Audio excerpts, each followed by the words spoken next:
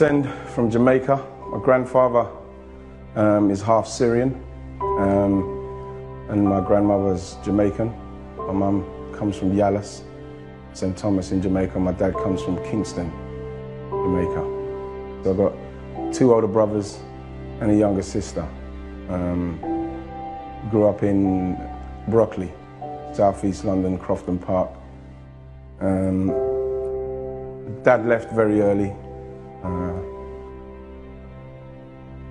Dad left when I was about 18 months, and it was one of those where I saw him in like 10-year spells kind of thing. And my stepdad came in, must have been about 5 or something, 6. That's where I remember him from. And he wasn't a nice fella. It was pretty much, it was rough when I was younger, being the youngest boy. You know what I mean? I was a little bit, I wouldn't say I was bad, but I was scally.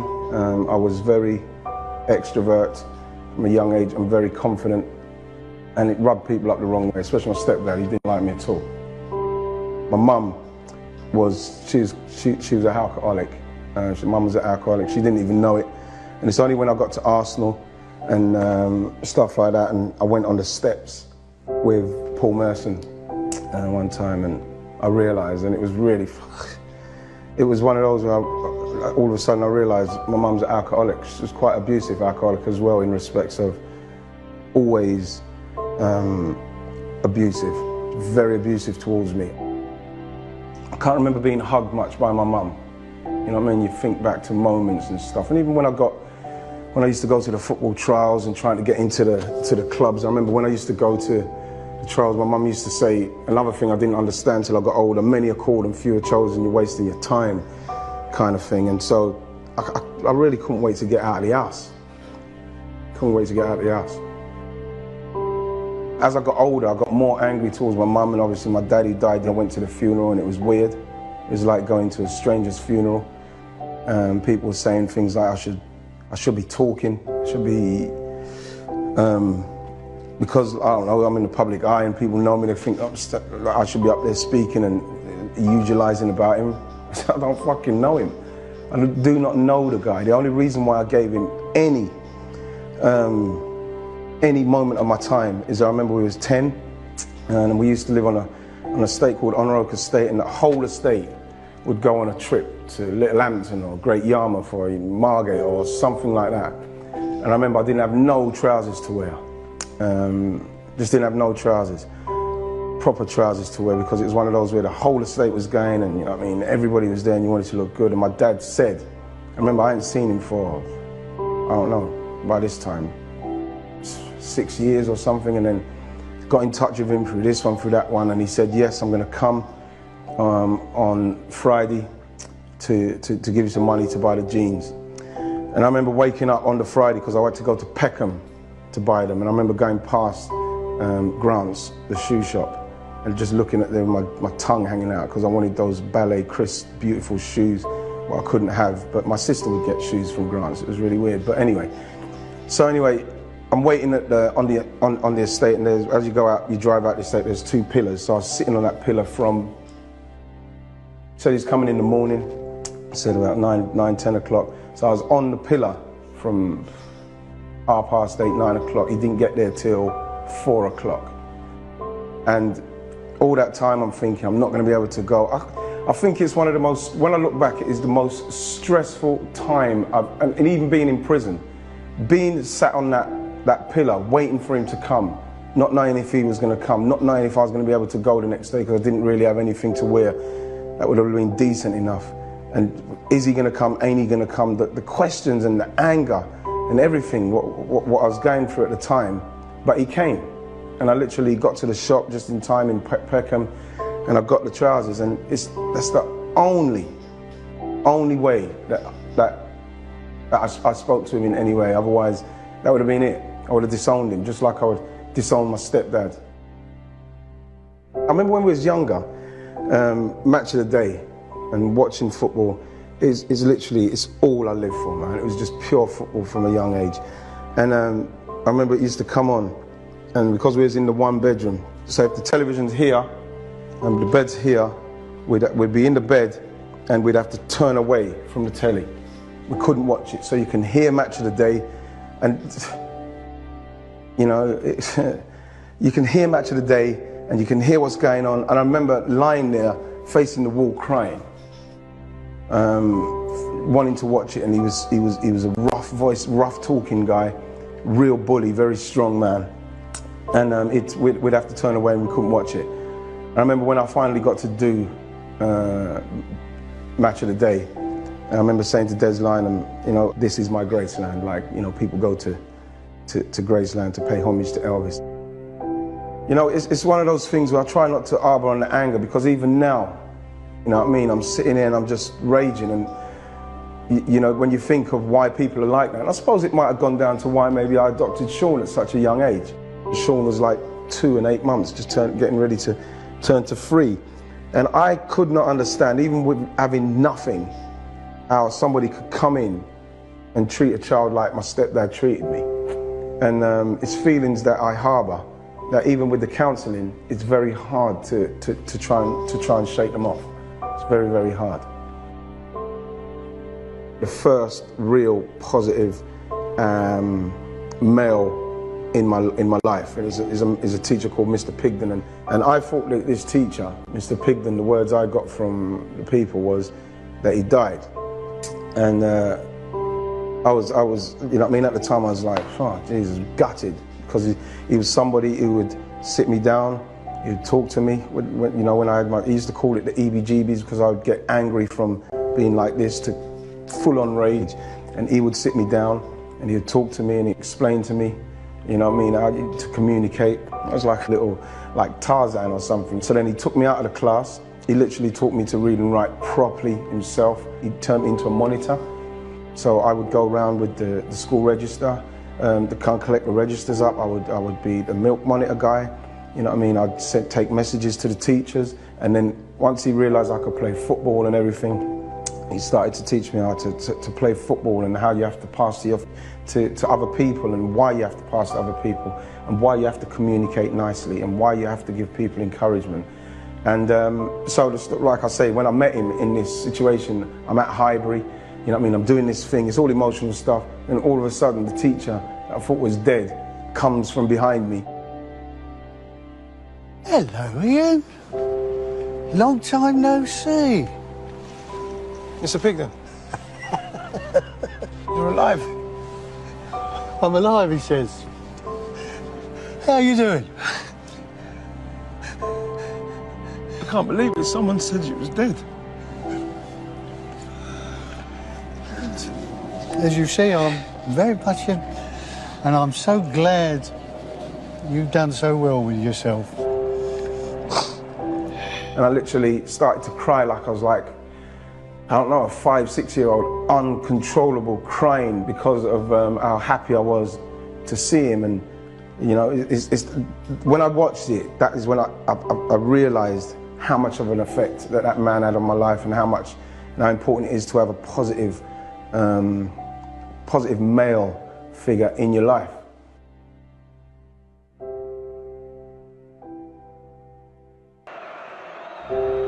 I grew up on the same estate as David Rocastle. We used to play football up the Creme.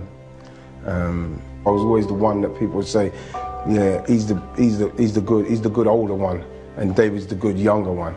But then all of a sudden, David's just kicked on and gone to Arsenal. Missed completely by Webb, and Rocastle, a central figure again, and he looks to trip Schmeichel, and it's in! A goal for Arsenal. David Rocastle. I wasn't envious of it, because it wasn't a case of people making it in them times. It was about money. It's just that because I thought, all the time I thought I was such a good player, but then again I got refused by so many people. Now, for whatever reason, I don't know. You know what I mean? Could be down to me. The attitude, you know, when I was a kid growing up, the attitude might have been something that people saw that it wasn't right time to take me, but you know, I was always thinking, well, gosh, maybe I'm not as good as I thought I was. I tried. I went to all the trials. I wrote to all the London football clubs. I got answers from Orient, Charlton, Millwall, Crystal Palace. They all said, you know, we ain't got no spaces, this and that, which was fine. And then all of a sudden you get a letter, we're having trials this day, went to the trials, done the stuff in the trials. This is from like, I'd say 10, 11, straight up till 19, trying to get into these places. And it just didn't happen for whatever reason. So after that I said, football, I'm not bothering with it. It's over for me. I had to work in tunnel refineries over in Greenwich. And you know, I had to clean out like the toilet-y kind of bathroom with a lot of oil and nastiness. It was horrible, it was degrading, it was horrible to do that. But at the time, you know, I was what, I must have been 19, 20 then. Shaun that was on the go, I think she was pregnant with Bradley. And I had to do what I had to do because, I don't know, 18 months earlier, I was in Chelmsford prison for offences, cars, you know what I mean, driving cars, no insurance, you know, no tax, you know what I mean, kept getting caught, not paying the fines. I remember going through all taking you into a room, they debriefing you, doing what they're doing, giving you the clothes and all that, coming out, blah, blah, blah, bang, go to the cell, slam the door, honestly, burst into tears like a child. Couldn't believe where I was. You know, and it was almost for me like it was for me an eye-opener from God saying, listen, you know, you've got to focus on what you're doing, you've got to work hard. And, you know, all I ever wanted to do was play football. I was working, I was in it now, I was starting to move up in the tunnels place, just getting a decent job, showing younger guys what to do, letting them clean out the shit jobs and do that sort of stuff. And then all of a sudden I got a trial from Crystal Palace because I carried on playing Sunday morning football from the age of 12 all the way up to the 22. And then when they said Crystal Palace came for the trial, I said, sorry, no way. I'm not going to do any better than I did at Brighton when I was 19. So, you know, I can't waste my time. I can't afford to lose this job. Just got the job, I'm settled. And, you know what I mean? So I said to them straight off, no, thank you. I said to the guy. And I remember the guy who he used to do managing my Sunday team, Tony Davis. He said, you can't turn down an opportunity like that. I said, well, I think I'm going to have to because I have to make a decision. And the decision is to carry on working and earning money and providing. And then they come back again and I said to the guy who I was working with, Gary Twidell, who funnily enough, Gary Twidell, he was an apprentice at Arsenal. And he said, listen, you don't get many opportunities where something like this comes along. Being a footballer is the greatest thing. He said, I had, what, 2 years in it as a right back, and it's the greatest thing in the whole world. You're playing football and people are paying you to play football and people want to watch you and you do well, people worship you, they love you and this and that. I said, I can't afford it, I can't afford to do it. And he said, you know what I do? I try and keep the job. I went to the trial and I think my attitude was, well, okay, I've got 2 weeks to play football and then hopefully I'll get this job back, everything will be fine, you know what I mean? So I just got and just play some football. And literally I just went and just, it was really good. I don't know, my inhibitions were gone because I felt like I had some stability within maybe trying to keep the job for me and somebody in my corner there. And so when I went there, I just played football. Like, by the time the 2-week trial finished, you know what I mean? Steve Coppell pulled me and he said, you know what, we want to pay you some expenses and we want you to stay for a little while longer. I said, not even realising I'm negotiating without knowing I'm negotiating. He must have thought, yeah, he's negotiating. But I wasn't. I was telling the truth. I said, listen, I'm not sure. I really can't afford to do the football. I've got a missus, I've got a little boy and I've got one on the way. And he said, well, how much are you getting from what you're doing? And I said, I'm getting £105 a week. He said, well, we'll give you £100 expenses a week for a couple of weeks, just see how it goes. And I said, well, that doesn't really make sense for me because you're going to pay me, that means I'll be off for a month. And then after a month, and there was players there who had been in their reserves who ain't got nowhere near it. So after a month, you know, you might say, well, I'm sorry. I said, I can't afford that. He said, okay. Then he said, okay, well, come see me tomorrow. I came back and he said, okay, we'll do it. We'll do it for 3 months. And then I said, yeah, I'll take that.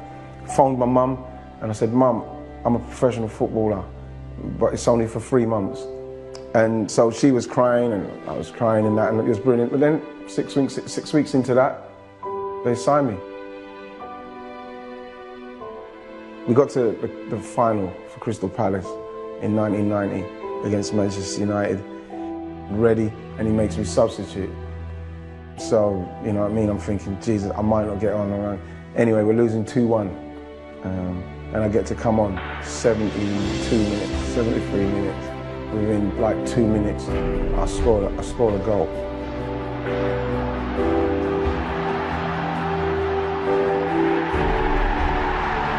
My face was just like, I can't even describe it. I mean, it all got on top of me. And then it gets to extra time and I score again.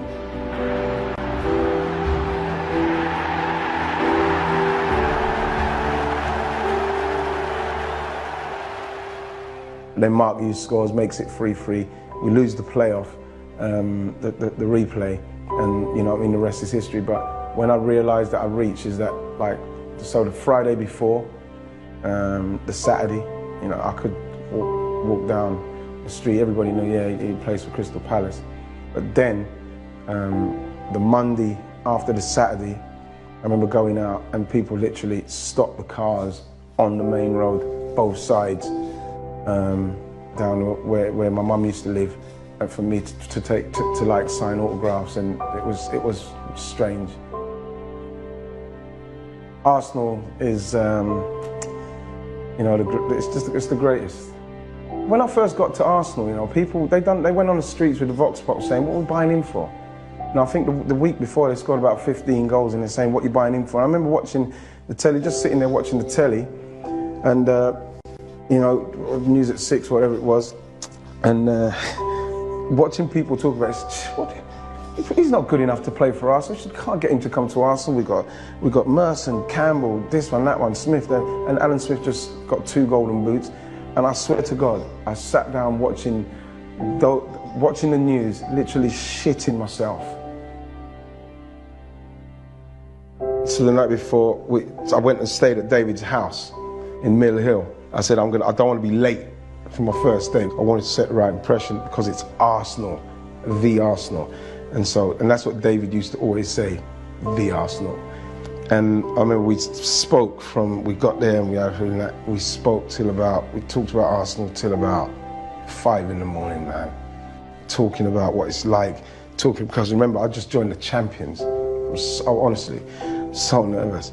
Anyway, we're talking about what it's like playing Tottenham, what it's like, what the fans are like, you know, because by now, remember, like, I've done my bit at Palace and people know me, but David's national, everybody knows him. When we were training, you know, people used to always say Arsenal don't play football. I literally was running around like a headless chicken trying to get the ball off of these great players, man, and I was so poor in that, I was so nervous. I was so nervous that I'm sure they must have thought, what have we got here, man? The ball was bouncing off my legs and everything. David literally pulled me through without even knowing. He focused me. Even when I doubted myself with scoring all the goals, even when I went to Palace, you know what I mean, I just kept working harder and harder. And for me to get to go to Arsenal with David Rocastle and play with him, and then, you know, in our first league game, so I scored against Leicester in my first game. In our first league game, David scores the first one and I score a hat-trick.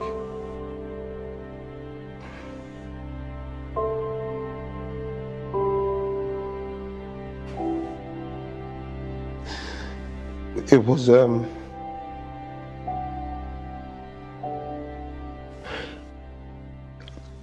dream.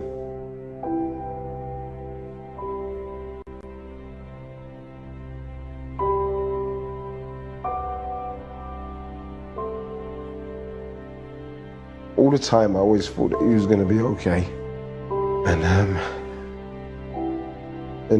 he was still always positive about what's going to happen. I mean, when I found out, I literally could not stop crying. I couldn't stop crying. I remember when George Graham got rid of him and he went to Leeds, I couldn't stop crying then as well. And he was saying, "What's wrong with you, man?"